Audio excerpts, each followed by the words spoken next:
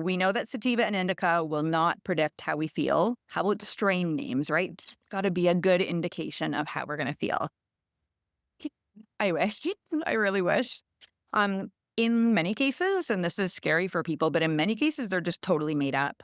I can make up a strain right now. The women in my cannabis club were really like hell bent on making our own strain called Girls Night Out, or some of us want to have one that's called Ex Husband because there's a strain of cannabis called Ex Wife on the market that we really like. So you can make and call cannabis whatever you want.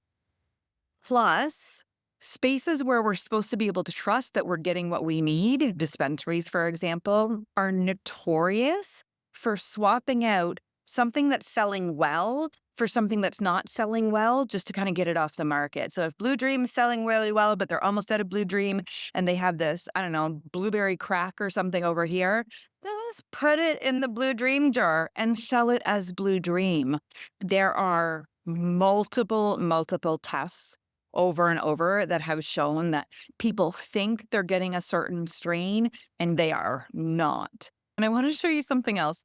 So this is a screenshot from the guys over at StrainPrint, and they're doing a really good job of looking at thousands and thousands of lab tests of cannabis products from around the world, and then they categorize them in their database. This is just Blue Dream strains from Canada, and let's see how they've been categorized. So sativa, hybrid, sativa, hybrid, sativa. Oh, no, this Blue Dream's an indica hybrid.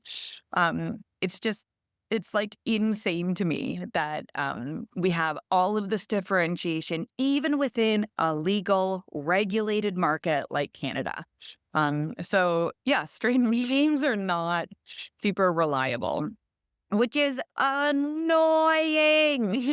So what is going on then that dispensaries are categorizing things like the indica wall and the sativa wall and the hybrid wall? Why? Well, the reason is that it's 1 billion times easier to say to somebody who you have like just a quick minute with in the dispensary, like, oh, you're looking to, go out and have a nice night with your friends, go to the sativa wall, or you're really looking for some sleep, go to the indica wall. That's way easier than explaining to them, oh, by the way, we don't really know what's in this Blue Dream. So it might be a sativa or indica or hybrid.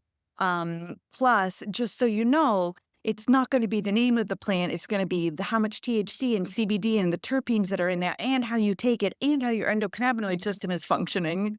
Like, that's not happening yet. So until we, you, me, all the cannabis educators in this program start educating the whole world about how to predict effects based on what you're consuming, the needle won't move. We're going to keep on walking into dispensaries and see the indica and sativa wall. So it's a really good thing that you and I are on a mission to educate the whole world. If you are thinking about starting your own cannabis business or getting into the cannabis industry, one of the most important things that you can do for yourself is to get really well educated on this plant.